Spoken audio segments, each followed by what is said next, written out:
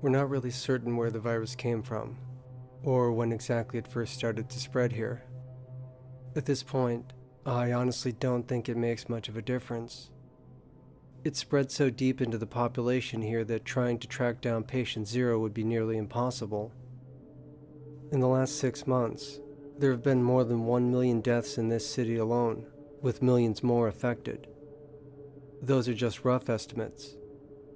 With most people being asymptomatic for several weeks after infection, it's quite difficult to estimate just how many here are infected with the virus.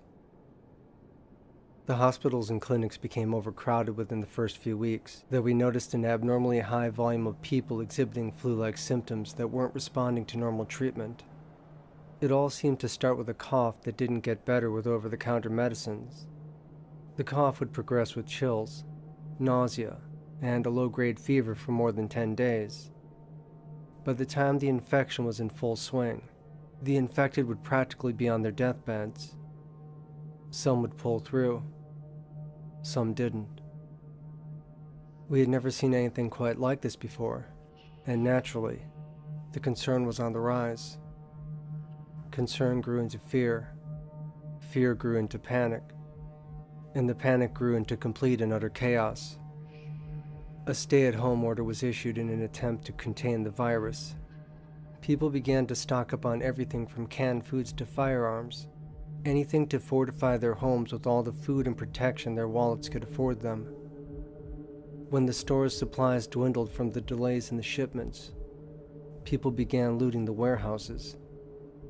When those supplies ran dry, they began to steal from each other. By day 45, the city was in a full lockdown. This did little to prevent people from taking to the streets and taking their panic and paranoia out on the city.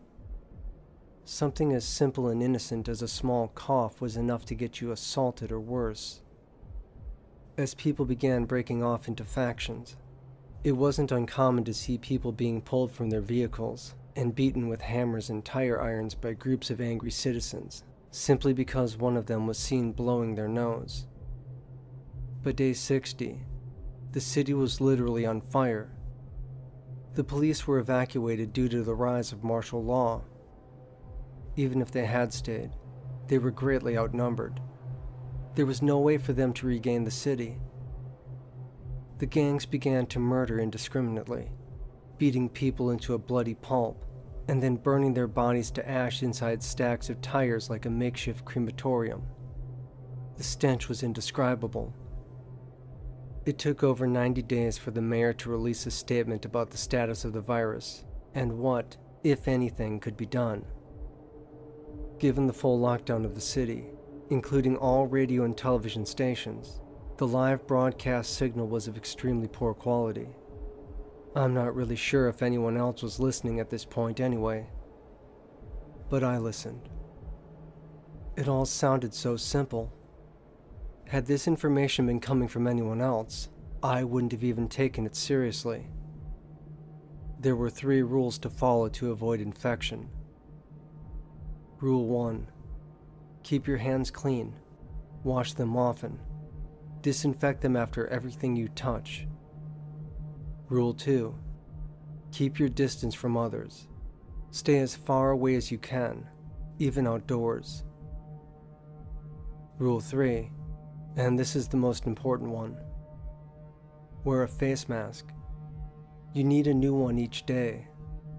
Discard the used one in a trash receptacle to prevent the virus from spreading. The first time I went outside wearing a face mask, I didn't see anyone else wearing one.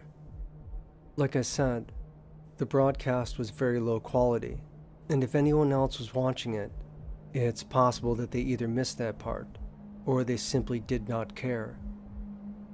People were staring and pointing at me, but they did keep their distance, which was rule number 2 anyway.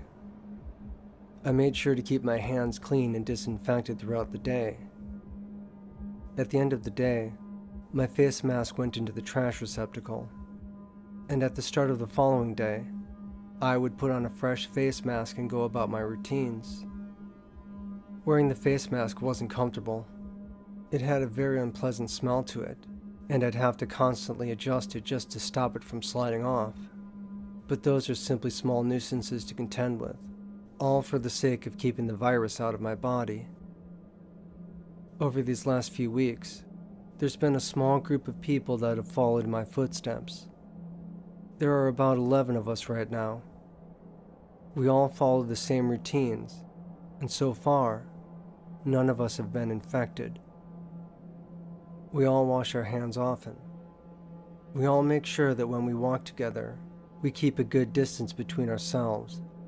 And we all make sure to wear a fresh face mask each time we go out amongst the population. We do get stared at. But so far, none of us have been attacked during these riots. Maybe it's because our faces are covered. I'm just about to go out again and start my day. I just need to get a new face mask before I go. This is the only part of the prevention protocol that I really don't like. But I can't risk becoming infected. Who would have thought that something like wearing someone else's face as a mask would work to prevent getting infected?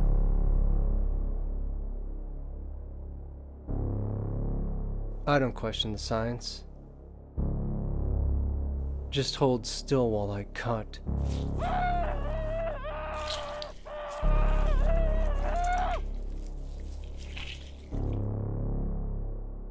That's better. You never do get used to the smell.